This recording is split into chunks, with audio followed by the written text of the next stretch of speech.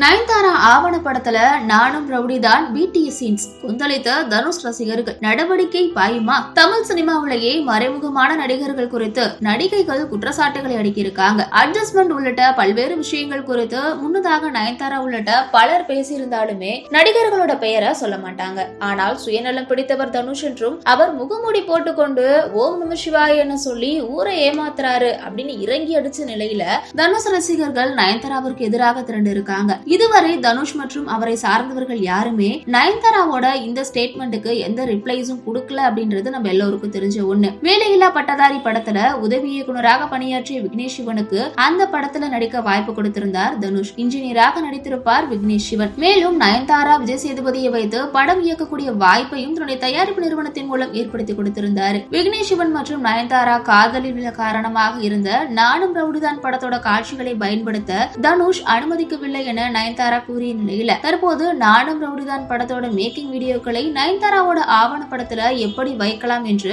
தனுஷோட ரசிகர்கள் கேள்வி எழுப்பியிருக்காங்க. நீயும் நானும் சேர்ந்து போகும் தூரமே தங்கமே உன்னை நான் என நானும் ரவுடிதான் படத்துல இடம்பெற்ற பாடல்களையோ அதனுடைய வரிகளையோ பயன்படுத்த கூடாது என்ற ரீதியில அதற்கான காப்புரிமை வைத்திருக்கும் தனுஷ் நீதிமன்றத்தை நாடியதுதான் இத்தனை பிரச்சனைக்குமே காரணம்னு சொல்லப்படுது. இந்த பிஹைண்ட் தி சீன் காட்சிகளை மொபைல் வீடியோவில் எடுக்கப்பட்டதாக நயன்தாரா தரப்பு ஆவணப்படத்துல வச்சிருக்காங்க. இந்த காட்சிகளுக்கு எதிராக தனுஷ் வழக்கு தொடுக்க வாய்ப்பு குறைவு அப்படின்னு சொல்லப்படுது. தனுஷிற்கு எதிராக பல நடிகைகள் திரண்டுள்ள நிலையில நயன்தாரா கிளப்பியுள்ள இந்த சர்ச்சை தான் சினிமா வட்டாரத்திலேயே பெரும் அதிர்வலைகளை கிளப்பும் என எதிர்பார்க்கப்படுகிறது.